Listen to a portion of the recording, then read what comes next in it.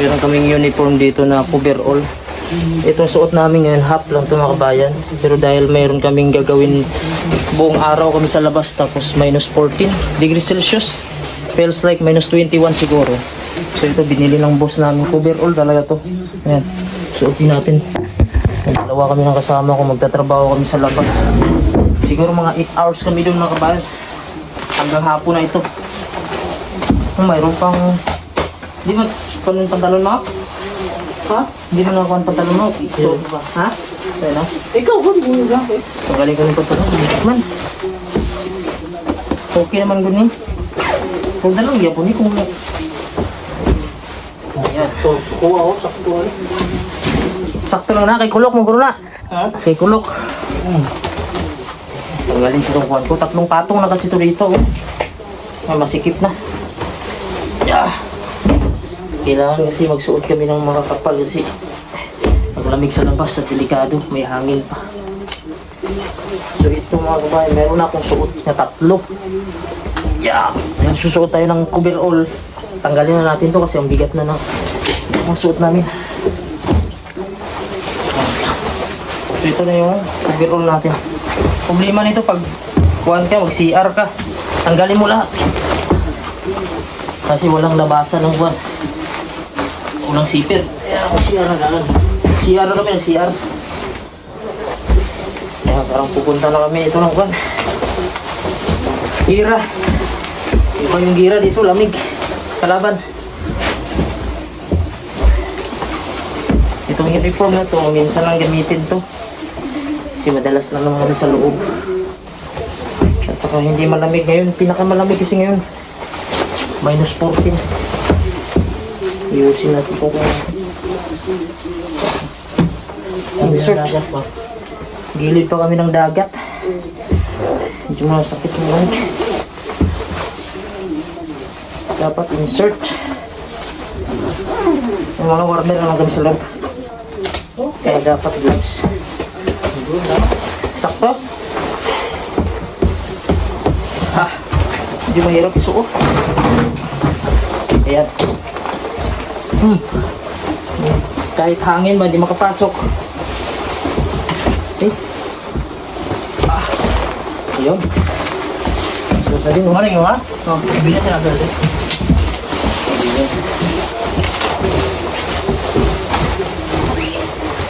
Ayan. So, ready na to. Kahit ulan to mga bayan.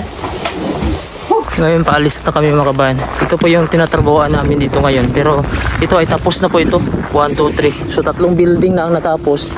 Ito pang 4, pang 5 doon. So 2 na lang. So dahil wala kami masyadong trabaho dito ngayon, doon kami ngayon sa may isla. Yung lagayan ng mga gamit, container. Paalis na kami mga kabayan. Grabe yung lamig ngayon. Minus 14 degrees Celsius. Kasi may hangin. So halos dudubli pa yung kuwan yan, sakit kapag dumampi sa kuwan mo, katawan. Ito yung suot sa amin, balot na balot naman ito. Gagawin namin doon, mapukuha namin na container. Tatanggalin namin yung nakatugtog.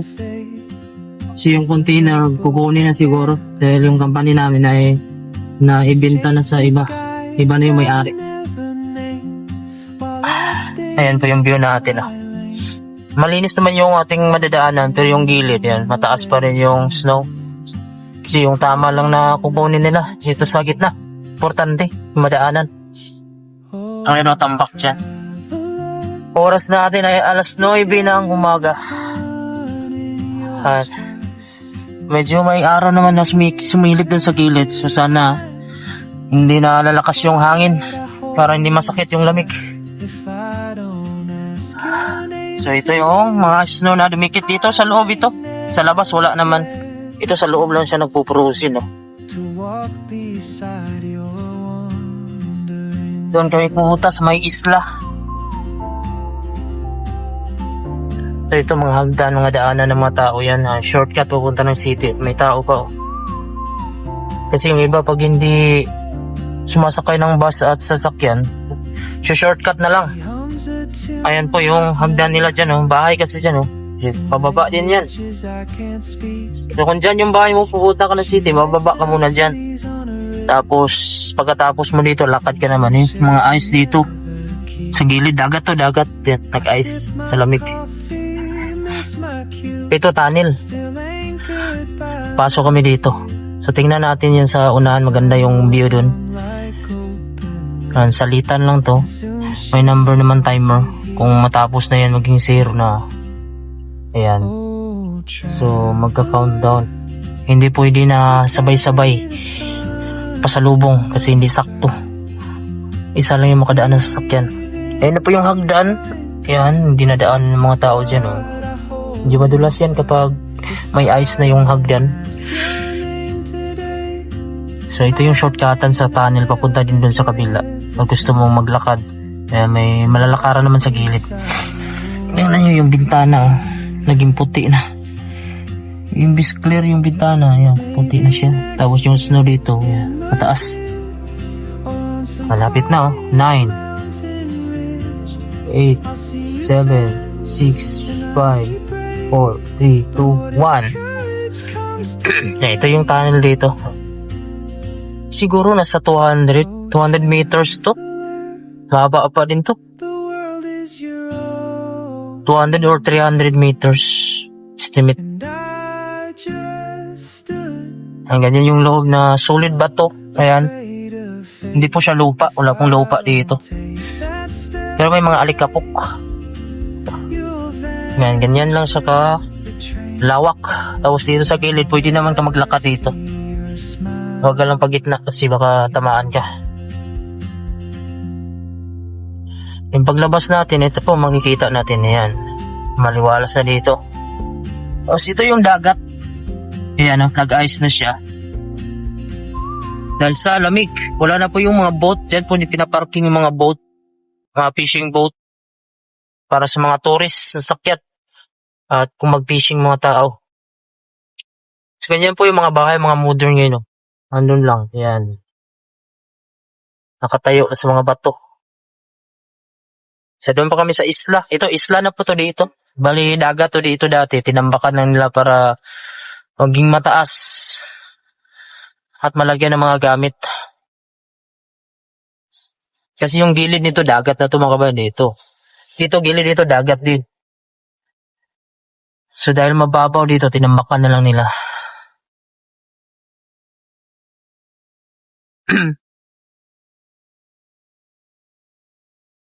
Ganyan yung mga alikapok dito, snow.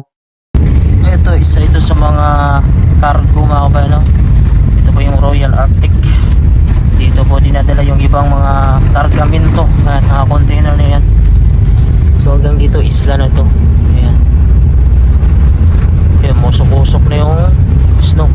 Ayan po, dagat po yan, oh. Gilid. Yung pinapatungan natin dati itong tubig. Tinambakan na. Ayan. So ito po yung mga container dito na kailangan namin tanggalin yung mga nakadugtong.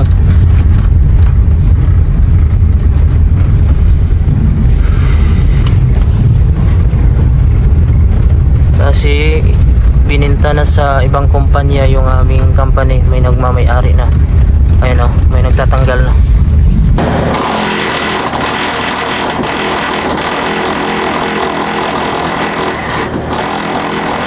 Ayan, ito po yung gagawin namin dito mga kabayan, no? Tatanggalan namin itong mga bolt dito na nakadugtong po sa may container na ito. Kasi iba na may mga ari ng kumpanya namin. Kaya ang nangyari, parang kukunin na din itong container na ito. Ito, napakarami po ito. So ito, mayroon tayo ditong drill. Yung kasama ko nag-grinder. I-check ko dito. So yun po yung mga snow dito. Grabe yung kapal. Ayan. Grabe yung lamig dito. Minus 14. Feels like minus 21. Kaya dito, walang heater dito mga kabayan, ha. Open lang po siya. Yung tunog generator para lang sa ilaw. Ayan. So ngayon, trabaho na naman tayo. Napakalamig. So yun po yung magtanggal ng container. Ito po yung malaking crane. So tatanggalin ito lahat mga kabayan, itong container na ito.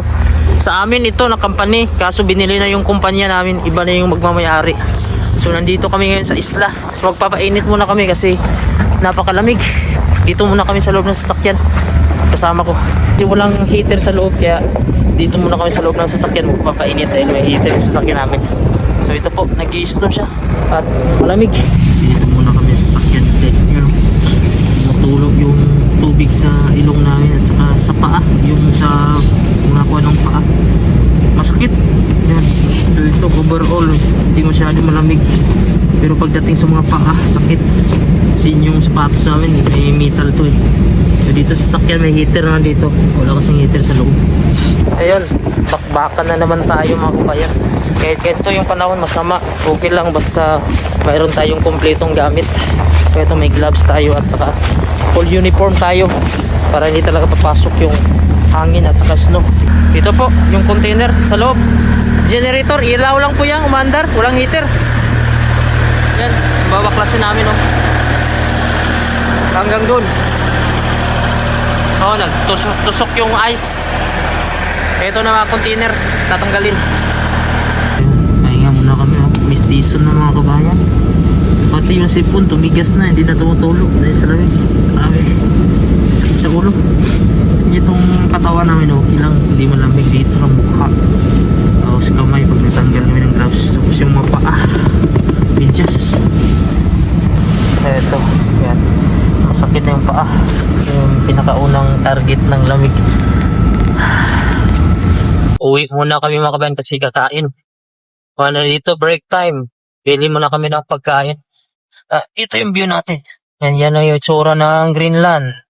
Pero yung green, wala kang makikita. Puro snow. Tapos yung bundok. Yan o. Wala talagang kahoy yan o. Ayan. So nandito kami sa may bubble tea house. Bumili kami ng pagkain. Kasi hindi... Ayan po yung bubble tea house. Kasi hindi makaluto si Mrs. Masama pakiramdam. Grabe yung ice oh. Parang kortina na oh. Baba, itaas. Ayan. Dahil sa lamig. Ayan, ice na yan oh. So ngayon papunta na kami ng bahay ng kasama ko. Uwi din siya ng bahay niya. Nandyan na yung pagkain namin. Yan namin binili yun ah. Sa Filipino restaurant. So nandito kami sa bahay mga bayan. Ayan po yung kasama ko. So kakain kami dito. Tapos ito po yung daanan dito sa amin. Hindi pa dito natanggal oh. Kasi yung nililinis kasi dyan lang po oh. Ayan. So ito paakyat oh. Ganito. Grabe. Napakakapal pa ng snow dito. Walang may naglinis dito. Ito may butas-butas, nalalaglag lang siya. Pero yung walang butas-butas, ito kasi walang butas to dito. Papasok ng mga kwarto, nilinis nila. Yun sa amin sa dulo. Yan, may init na lumabas. At saka yung mga bahay, hindi din na nilinis yung mga bintana. Ha? Oh, lagay mo yung kan? Yung katas pa. Ayan. So ito makapal pa din dito. At saka sa amin hindi pa natanggal. Gabing kapal. So nandito na tayo sa bahay mga kabayan no? So, bumili lang pala ako ng pagkain dun sa Filipino restaurant. Ito po mushroom, chicken. Kay Maya at saka kay Axel. Kasi si mama hindi pwede magluto dahil nanghihina pa siya. Yung sa akin naman ito biryani. Ito kay mama ko na sa kanya oatmeal. Tapos laga muna ako ng luya para ipainom ko sa kanya dahil yan, masama na may pakiramdam niya. Ako lang nanghihina na siya. So ayan, trabaho pa rin ako. Sila lang dito na iwan tatlo. At hindi ko po na pinapatrabaho si Mrs. Pinapahinga ko muna siya dahil mahirap magkasakit dito. So, hindi sana ako papasok ngayon. Kasi tinanong ko siya kung kaya niya man lang. Yan lang, mag-relax muna siya. So ayan, luya, painom ko. Saka kain muna tayo. So hindi din siya pwede nito muna manok. Oatmeal ang manok kinain niya. Yan, ito yung pagkain natin. Amaya, you like? Nandun si mama, natatulog. So ayan mga kabayan, so ayan, pabalik na naman kami trabaho. Umpisa na naman ng snow mga kabayan, saka malakas yung hangin. Pero bago kami pupunta sa trabaho namin sa isla, dadaan muna kami dito sa office sa may HR kasi pinapapirma kami ng bagong kontrata. Kasi alam nyo naman kabayan na sabi ko na dati na binili na nga yung company namin at may nakabili na. Ngayon bagong owner, so bagong kontrata. So titingnan natin yung mga kasunduan dito. Kung may magbago ba sa aming mga offer, may magbago ba sa mga bakasyon. At hindi ko alam kung cover pa ba yung bakasyon ko ngayong taon sa itong kumpanya ko na ito. Pero sabi nila ganun pa naman din daw yung pangalan. Bali owner lang yung magkaiba. So titingnan natin. Dadaan muna kami. So dito muna tayo sa basurahan kasi tatapon natin itong basura. Yun. Grabe. Lock natin baka kasi pasukin ng snow. Tsaka yung malakas na hangin. Yung mga sasakyan. Kaya ito yung paligid natin. Musok-usok sa puti and snow. Dito lakas ng hangin. Papunta tayo ng office. Dito lang naman yung office namin, no? Sa baba. Grabe. Pag araw-araw ganito mga kabayan, parang maisipan ko na umuwi ng Pilipinas. So mabuti hindi araw-araw ganito. Ito na po yung mga sasakyan mga kabayan, no? Hindi na po ito ginagalaw ngayon kasi may-ari na ito, yung bagong kumpanya. Ito na lang yung ginagamit namin. So tingnan nyo naman, oh. Ito sa harap namin hotel ito. Ayan, oh. Grabe. Ang kapal ng snow. So pasok tayo dito sa office namin. Magpipirma kami ng kasama ko ng bagong kontrata. Yun po yung bahay nilang kabayan, oh. Pa-Pilipino yan dyan. Yung bahay namin yun sa dulo. Ayun. So may mga poster na po dito sa gilid, oh. Ayan, poster ng mga politiko. So may election din sila dito. Ayan, kasi may sarili naman silang government dito mga kabayan. Snow na naman, snow. Ayan, may mga poster, oh. Ayan, yung ginagawa namin ngayon, pinapasok namin itong mga gamit mga kabayan, oh. Nandito to kanina, yan po. Yung mga metal dyan, nakabaon. So ipapasok namin dito para pagbuhat nitong container, walang maiwan, walang malalaglag. Ayan, hinila na po itong container eh. Bigat yan. Dito tayo. Baka pumitik. Grabe yung snow dito. Ayan, kami naglagay ng hook. Ayan siya. Pero hinila, grabe. Ang bigat yan. Ayan, ililipat na yung mga container. Ayan po yung gamit namin dyan sa loob. So maraming container pa itong kawan, yung kinatayuan namin. Tapos hanggang dun sa company namin to. Uy, pitik na dala. Ayan, hinihila na po yung container. Grabe, ang bigat yan. Nakakatakot. Ito yung view natin, oh. Itong mga boat na itong makabayan, sa kuwan pa itong kukuha. Summer pa to. Kasi yung iba dito nila dinadala. Ayan, oh. Yan, hinihila niya na. Grabe, napakalakas, oh.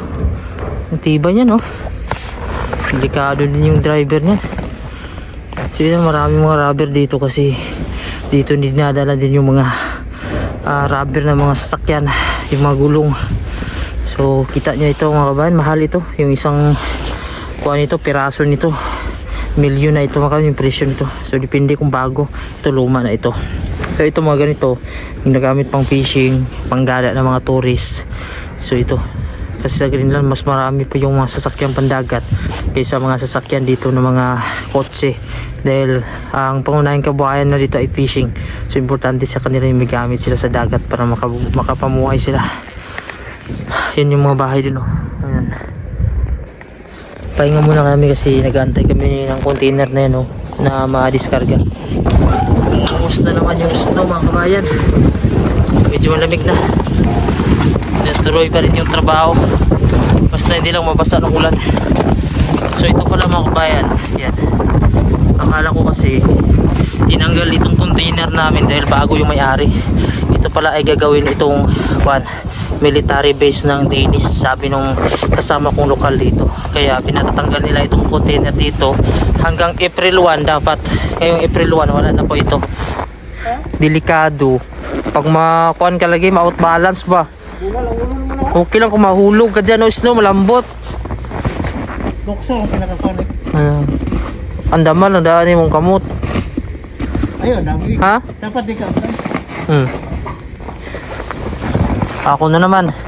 Grabe yung snow dito. Lagpas na sa first floor. Wala na kasi, kinuha na nila yung container dito. Dokso ay, yung kitang dokso yun. Lukso, no? Ako na makalukso, magtarong huwag mo lasing huwag. Ayan. Kawawa yung kuano. Yung mga boat dito. ito yung mangyayari kapag kuan winter, hindi nagagamit kasi nga paano mo nagagamitin, malamig tapos nag-yellow yung dagat dyan. Ayan, grabe nakalamig mga kabayan. Napapansin nyo, ito po mga boat, ito mga kabayan, no? Alam nyo ba yung presyo niya mga kabayan? Napakamahal. Milyon na yan, ganyan mga kabayan, depende kung brand new pa. Nasa 1 million Danish kroner daw, sabi nung kasama ko. So 1 million, magkano na sa atin yun? Nasa 9 million pesos o 1 million Danish kroner. Yan, depende din po daw sa boat. Ayan, so ito po, yung mga may-ari niya mga kabayan, no? So kayang-kaya lang nila bumili ng ganyan, no? Panggala yan sa mga tourist or personal mo para pang fishing, or ikaw na mismo ang gagamit yan para gala mo yung pamilya mo. So nandito pa rin kami ngayon, no, sa area na ito. So mga ilang buwan na lang magtatayo ng dito military base daw, or ano mo tawag na, harbor ng Danish harbor dito, kasi binigyan lang dito na hanggang April 1, dapat wala na po ito mga container na ito. Kaya sa ngayon kailangan namin tanggalin itong mga materials namin na nasa labas para bubuhatin na po ito ng crane. So hindi ko alam kung anong plano nila. Napakalawak ito. Ayan, mga container na yan. Yung iba dyan, ito sa amin sa baba.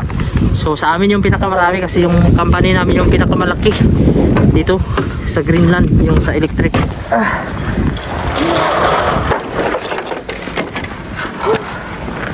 Yun mga kabayan. So ngayon, isa sa pinakamasarap na oras yung uuwi ka na ng bahay, yung kapagpahinga. Actually, hindi naman talaga namin trabaho ito dahil electrician, skilled kami. Pero dahil yung boss namin ay gusto kami dito, kaya nga tumagal kami dito. Flexible kami pagdating sa trabaho. Kahit anong ipagawa sa amin, ginagawa namin basta sakop ng trabaho dito sa kumpanya namin. Kaya yun yung nagustuhan ng boss namin sa amin, kasi hindi lang electrical yung tinatrabaho namin, pati labor, kahit ano, plumber, ginagawa namin yan. Ito mga kahoy na yun, tinanggal namin yung mga materials, pinasok namin sa loob. Ito yung sunod harbor, Danish harbor. Hindi ko na alam kung military ba or navy, basta binigyan lang sila dito ng kalating buwan matanggal itong mga container. So napakalawak ito. So ngayon pauwi na po kami. Ayan, so pauwi na kami mga kabayan. So ayan, sura ng buwan natin madadaanan yung mga bahay na yun, oh. Grabe na yung snow dito. Tambak, oh. Ay, puting-puti na talaga ngayon. Dumami yung snow ngayon, kumapal. Ayan. So, iyan na ngayon dahil hapon na at saka Biyernes. Kadalasan ng tao dito, Sabato, hindi na pumapasok yung buwan. Lunes na. Ayan po yung mga pipe na yan, mga daan at kadalasan ng kuryente or yung dumi. Pero yan parang sa kuryente yan, no? Kasi hindi mo naman mababaon yan. Kailangan mo pasabugan muna. Kukayan. Ito. Happy yung Greenland. Tuloy-tuloy yung snow. Ikaw nga yun. Sa tuwa. Kasa lang, mahurot lang ng karang mamilit lang. Tsaka harap ko mamilit. Eh, kasada ba? Kay, dapat tingnan nyo. Kita, oh. Hindi ka itong mga balay, no? Yan, oh. Mga poster ng mga politician. So yun, umpisa na po dito yung eleksyon. May sariling government din sila dito, mga kabayan po. Mga poster. Yung ganyan lang, simple yung poster nila, maliit lang. Tapos, hindi man sila nakapadikit sa mga bahay. Kuhan lang yun, oh. Mga poster lang. Sa atin, sa mga bahay. Ito na yung sentro ngayon, oh. Grabe yung kat. babay yung sundalo sa kuha. Yung sundalo nagbabay. Ano, tuyo mo yan? Ah. Ano? Ayan, oh, yan yung mga poster mga kabayan. No? Eleksyon na kasi dito. Ah. Ano, Milo? Parang si Milo. Gilubong. Ako. Ano? Pangalan ba? Dili si Milo. Parang si Milo. Ah. Sabi yung snow. Milo ba? Ha? Milo, I see your picture. You're running for... Pero, Milo. Kasi, idaganan niya. Parang kamukha ng ko namin, no? Mga kuhan mo lang, partilis. Sila murag partilis naman eh. Dili mo ni kuhan nga presto nga mayor ba? Grupo lang. Oh, grupo sila ba? Yan, no? Daming tao lumabas ngayon, no? Yan o, Oliver Vic. No, pariente ng sis namin to. Si Oliver Vic. Kaapelido ng husband niya. Yan o, pila yung sakyan ngayon.